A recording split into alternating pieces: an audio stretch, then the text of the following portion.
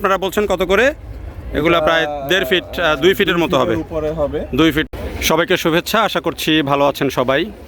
এই যে ফলগুলো দেখছেন এগুলো হচ্ছে পার্সিমন জাপানের জাতীয় ফল, এবং এই ফল বাংলাদেশেও এখন কিন্তু এই যে দেখেন বাংলাদেশের আবহাওয়াতে বেশ ভালো ফল ধরেছে। ছোট্ট একটা গাছ, খুব বেশি বড় গাছ না, হাফ ড্রামের একটা টবের মধ্যে এই গাছ, এবং অনেকগুলো ফল ধরেছে। ওই যে দেখেন টবটা কিন্তু খুব বড় না, এবং গাছটাও যে অনেক বেশি বয়সী তা না, কিন্তু বেশ অনেকগুলো ফল ধরেছে। যদিও পার্সিমন নিয়ে নানা ধরনের বিভ্রান্তি আছে, নানা ধরনের আলোচনা আছে। অনেকেই বলেন যে পার্সিমন খাওয়া যায় না, পার্সিমন কষ, পার্সিমন খেলে মানুষ মারা যায়, এমন বিভ্রান্তিও আছে। তো পার্সিমনের আসলে অনেক ভ্যারাইটি আছে। এটি হয়তো যে ভ্যারাইটির কথা অনেকে বলেন সেটি সম্পর্কে হয়তো অনেকে জানেন না, কিন্তু আমরা দেখছি যে জাতীয় বৃক্ষ মেলায় পার্সিমন কিন্তু অনেক নার্সারি, বড় বড় সব নার্সারিগুলো এই পার্সিমন এনেছে এবং ফল সহ এনেছে, এবং বেশ ভালো দাম চাচ্ছে এগুলো। ছোট চারার দামও বেশ ভালোই।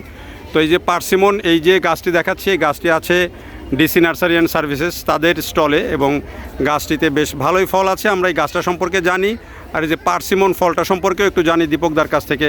দীপকদা একটু যদি সামনে আসেন, যে এই যে পার্সিমনের গাছটা আমরা দেখছি, এই পার্সিমনের এটি অনেকেই তো বলে যে পার্সিমন খাওয়া যায় না, এটির কারণ কি, কেন বলে মানুষ এটা?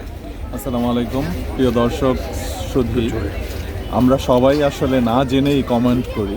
এটা আমাদের একটা আসলে হিউম্যান ক্যারেক্টারটা আমার মনে হয় এরকম। আমাদের ক্ষেত্রে আমরা ধরেন একটা মানুষ সম্বন্ধে ভালো জানি না, বাট তাকে দেখেই একটা কমেন্ট করে ফেলি। ঠিক তদ্রূপ ফলের ক্ষেত্রেও তাই হয়। এটা আপনারা জানেন যে ফল আল্লাহর অশেষ নেয়ামত, এবং এই নেয়ামত আমাদের জন্য আশরাফুল মাখলুকাত বা পৃথিবীর যত প্রাণী আছে তারা খেয়ে ক্ষুধা নিবারণ করে।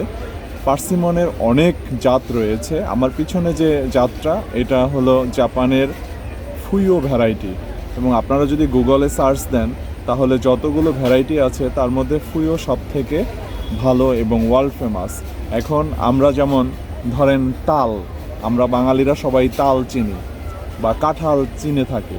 কাঁঠাল কাঁচা অবস্থায় আপনি খেতে পারবেন বলেন?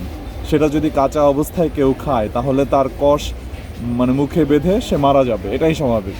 পার্সিমনের ক্ষেত্রেও তাই। এটা যখন কাঁচা থাকে তখন অনেক কষ থাকে, কিন্তু যখন ম্যাচিউরড হয় এবং ইয়েলো হয়ে যাবে, এবং এটা ম্যাচিউরড হবে নভেম্বরে।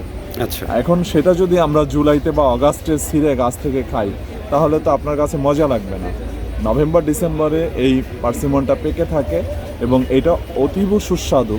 আমি গত 2 বছর আগে এখান থেকে ফল রিসিভ করেছি, হারভেস্ট করেছি অলমোস্ট 30টার মতো।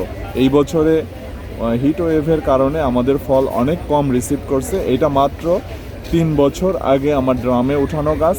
গাছের বয়স সর্বসাকুল্যে 36 মাস। তো 36 মাসে একটা গাছে কি পরিমাণে ফল ধরেছে এটা আসলে আপনি কাছের থেকে না দেখলে। পার্সিমনের এমনি কি আমাদের দেশে কি বিক্রি হয়, বেচা বিক্রি আছে? বিক্রি হচ্ছে। দাম কি রকম এগুলো? এটার ছোট চারা আমরা 2000 টাকা করে বিক্রি করতেছি কলমের, যেটা এখন লাগালে আপনি আগামী বছর ফল পাবেন গ্যারান্টেড।